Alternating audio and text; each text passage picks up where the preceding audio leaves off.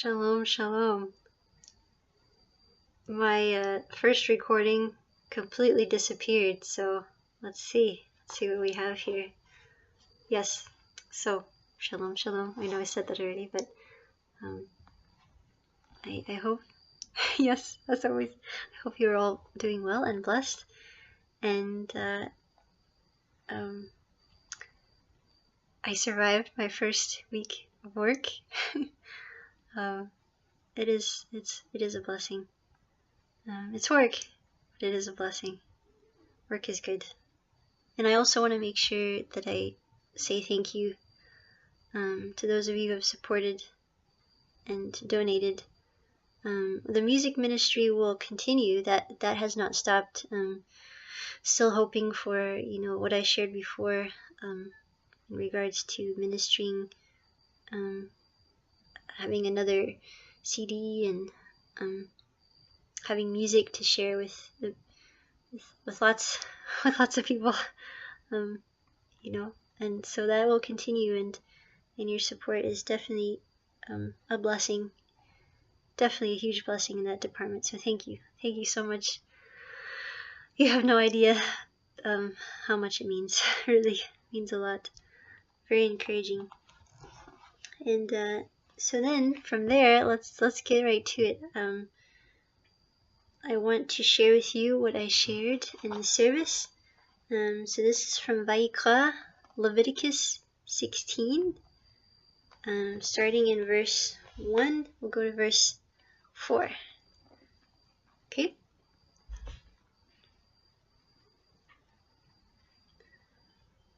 I have you propped up here, so I want to make sure I don't lose you. וידבר אדוני אל משה אחרי מות שני בני אהרון בקרבתם לפני אדוני וימותו. ויאמר אדוני אל משה דבר אל אהרון אחיך ואל יבוא בקול עד אל הקודש מבית לפרוכת אל פני הכפורת אשר על ההרון ולא ימות כי בענן יראה על הכפורת.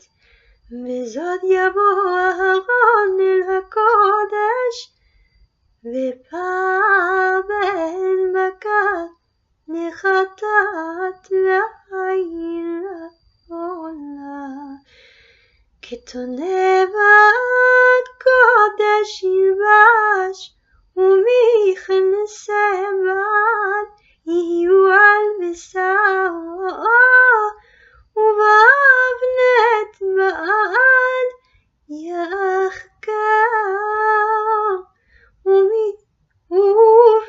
ובמצנפת בד יצנוב קטעי קודש הם ורחץ במים את בשרו ולבשם. Amen.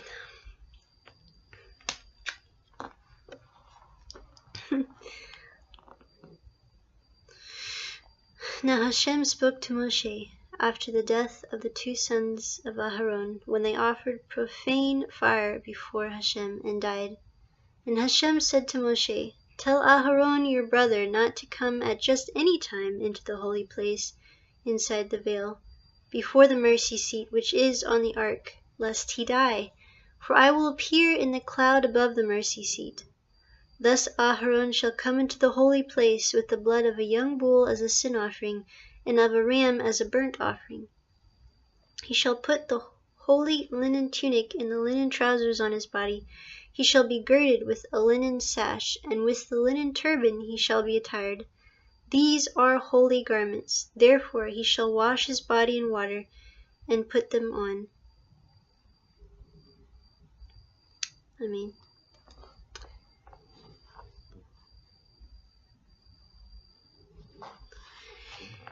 So we have the recounting of the story of what happened to Aharon's sons. And the story that we read earlier from the Torah,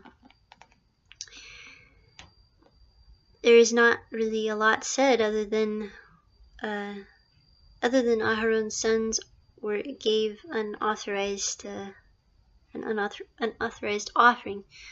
And so I'm not saying that there's a connection because the depth is tremendous beyond my understanding, but I do find this interesting that after there is this recounting of this, that Hashem says just how he is to dress, how Aharon is to dress. And again, I don't know, exactly why,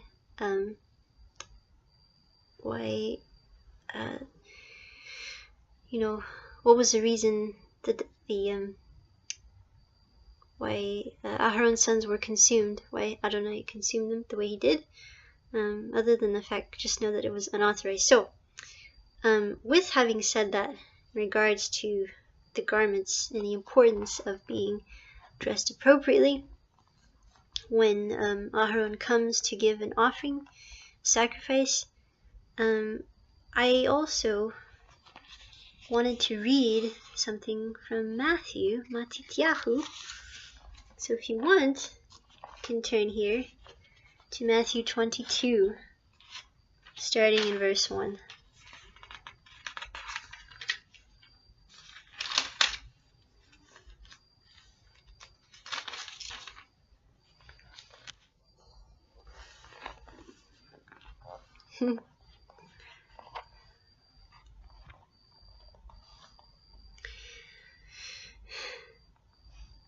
And Y-shua answered and spoke to them again by parables and said, The kingdom of heaven is like a certain king who arranged a marriage for his son, and sent out his servants to call those who were invited to the wedding. And they were not willing to come. Again he sent out other servants, saying, Tell those who are invited, See, I have prepared my dinner, my oxen and fatted cattle are killed, and all things are ready. Come to the wedding. But they made light of it, and went their ways, one to his own farm, another to his business. And the rest seized his servants, treated them spitefully, and killed them. But when the king heard about it, he was furious, and he sent out his armies, destroyed those murderers, and burnt up their city. And he said to his servants, The wedding is ready, but those who were invited were not worthy. Therefore, go into the highways, and as many as you find, invite to the wedding. So those servants went out into the highways, and gathered together all whom they found, both bad and good. And the wedding hall was filled with guests. But when the king came in to see the guests, he saw a man there who did not have on a wedding garment. So he said to him, Friend, how did you come in here without a wedding garment? And he was speechless. Then the king said to the servants, Bind him hand and foot, take him away, and cast him into outer darkness. There will be weeping and gnashing of teeth. For many are called, but few are chosen.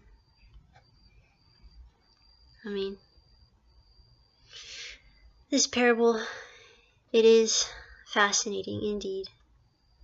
For both bad and good were invited to the wedding. And we don't know if this one, we don't even know if this one was one considered good or bad. But regardless, he did not have wedding garments on. He was not prepared for the wedding feast. And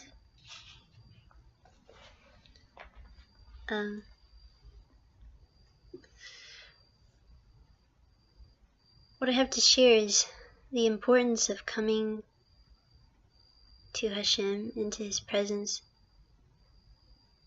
with the right heart, with the right garments.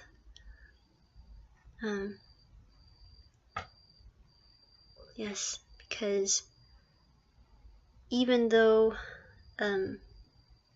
Aharon's sons had, doing something good, bringing an offering, something wasn't right. Coming to the wedding feast, wonderful.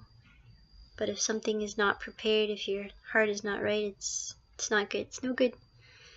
And at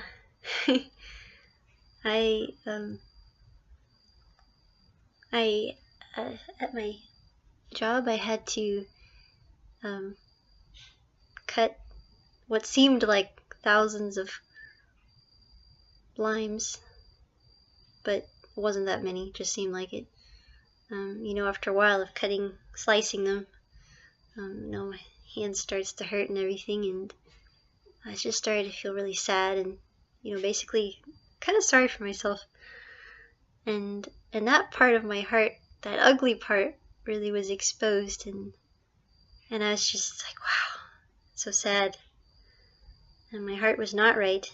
And the truth is, as I realized, that cutting those limes for the customers, it's an act of worship. It's a service to Hashem, and because serving others is serving Him, and that for each lime, for each one, for the special drink that was going to be for, that it could be just the thing that makes someone's day.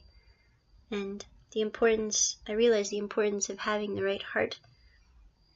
It seems like something so simple, and that anyone would complain about after a while, with so many, to the point that it's, hurting so bad to cut them.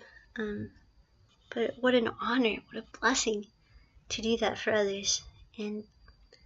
But before that, before seeing that, it was not beautiful worship, what was going on in my heart. And that is the same. It's the same. Every day is a wedding feast. And the question we have to ask ourselves, are we prepared to go to the wedding feast? Are we prepared to give Hashem our very best? Are we dressed right? Is our heart right? Have we been preparing ourselves, not just, in all ways, in every way that we can, to the wedding feast? And that's the question. That is the question, and to ask. Because in every wedding feast of every day, with the opportunity we have a choice of how we can be. And the prayer, the hope, is to be how Hashem wants us to be. Happy to do our job. Happy even when it gets hard. That is when we have to reach out for His joy even more, and to share that love even more. Even when things just seem terrible, then the things that seem terrible start to become quite beautiful, because when you're praising Hashem, how can it be too terrible, It just gets wonderful. So that's what I have to share. Again, the depths of these, what it says here in the Word, it's beyond me. Yet I had that much to share of how this has blessed me, and especially with what I've learned. So I pray you are blessed. I love all of you so much. Shavua tov, and thank you for listening. Let us be prepared for the wedding feast. Amen.